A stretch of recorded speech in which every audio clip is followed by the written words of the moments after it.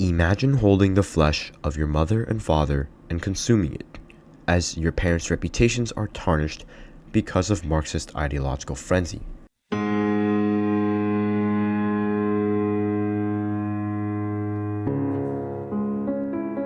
This horrifying psychological reality of the Chinese Cultural Revolution, an event started by Mao Zedong to violently prevent capitalism from penetrating China, is a historical mirror to the mass hysteria explored in Arthur Miller's The Crucible.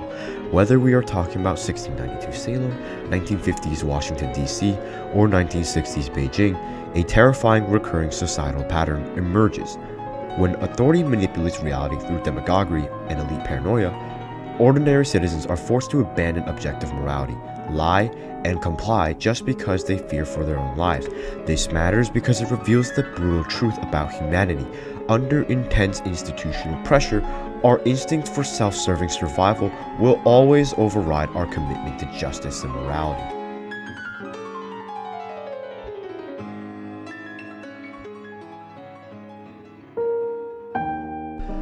To understand how this pattern operates, we have to look at how tyrannical authorities establish control. They do it by inventing invisible crimes, charges where the accusation itself equals guilt. In The Crucible, Judge Danforth perfectly outlines this legal trap.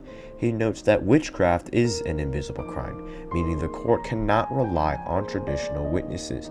Instead, they must rely solely on the victims and the accusers. This creates a terrifying, inescapable paradox. If you deny the charge, you are labeled a liar and hanged. If you confess, you are forced to participate in the hysteria by naming others. This isn't just dramatic fiction. In his essay, Why I Wrote the Crucible, Arthur Miller explains that he wrote John Proctor's struggle as a direct reflection of his own experiences during the Red Scare. Just like the Salem magistrates, Senator Joseph McCarthy used demagoguery to hunt for invisible communists. The accusation alone stripped people of their jobs and their safety. When we synthesize these events with the research published by Dr. Shaoguang Wang at Yale University, a striking connection emerges. Wang points out that the Chinese people weren't actually mesmerized by Mao's paranoia regarding capitalist restoration. It was irrelevant to their daily lives.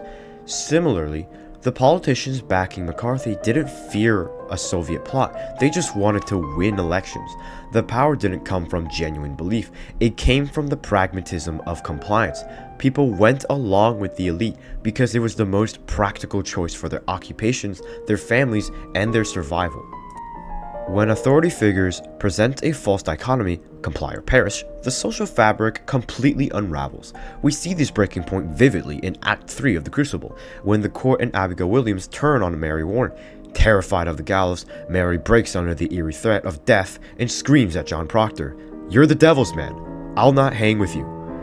Mary Warren didn't believe Proctor was a wizard.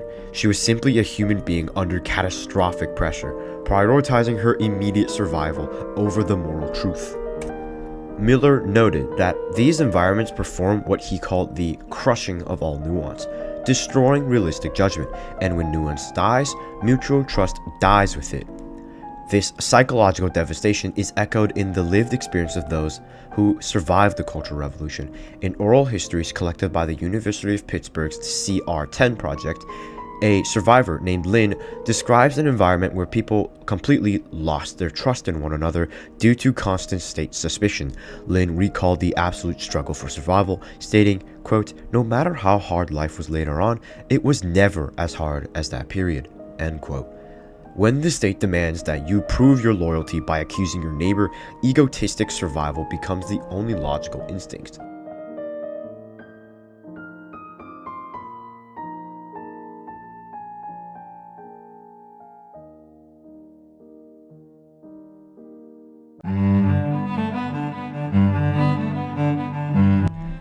So why does this pattern keep repeating? Why do we see variations of this behavior today?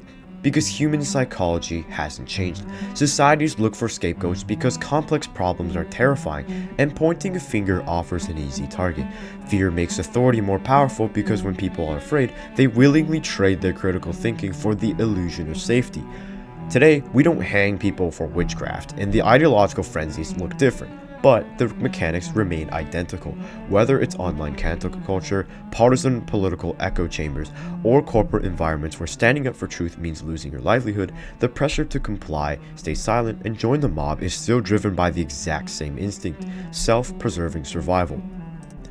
The Crucible, the Red Scare, and the Cultural Revolution are brutal reminders that when the ruling class warps reality to enforce socially constructed fears, objective morality, justice, and virtue become secondary to keeping ourselves alive.